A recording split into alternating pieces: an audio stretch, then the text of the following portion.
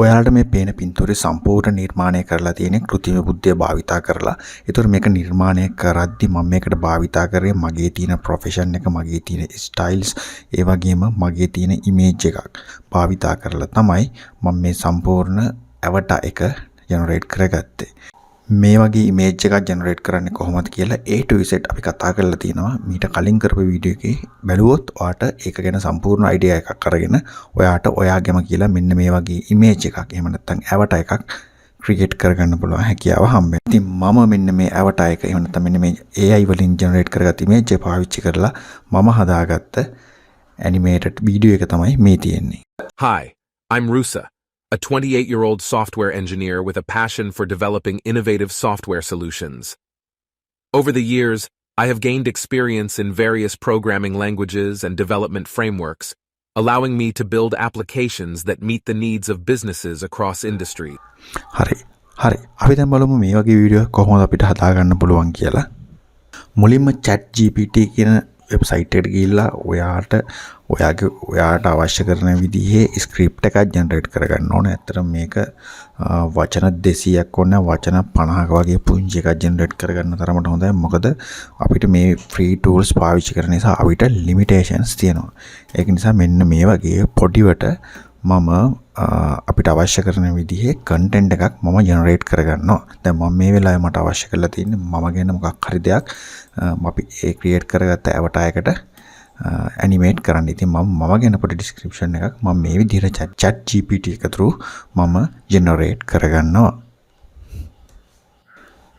ඊට පස්සේ මෙන්න මේ විදිහට ඔයාලා කැමති විදිහේ කන්ටෙන්ට් එකක් ජෙනරේට් වුණාට පස්සේ ඔයාලා පුළුවන් මෙන්න මේක කොපි කරගෙන මෙන්න මේ විදිහට කොපි කරගෙන මෙන්න මේ 11labs.io කියන වෙබ්සයිට් එකට ඇවිල්ලා මෙන්න මෙතන ටෙක්ස්ට් කියන තැන පේස්ට් කරන්න පුළුවන්.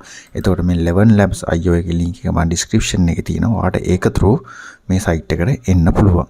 ඊට පස්සේ මම මෙන්න මේ විදිහට අපි copy කරගත්ත එක paste කරගෙන මට අවශ්‍ය කරන voice එකත් මම මෙතනින් settings වලට ගිහිල්ලා මෙන්න මේ විදිහට select කරගන්නවා. ඊට පස්සේ මම මෙන්න විදිහට generate කරගන්නවා. generate කරගත්තට පස්සේ ඊට පස්සේ මෙන්න මේ විදිහට d-id කියන වෙබ්සයිට් එනවා. මේකේ link එකත් මම පහලින් අනිවාර්යයෙන්ම දානවා. මේකට ආවට පස්සේ ඔයාලට කෙලින්ම මෙතන තියෙනවා ඔයාලට මේ create video කියලා එකක්.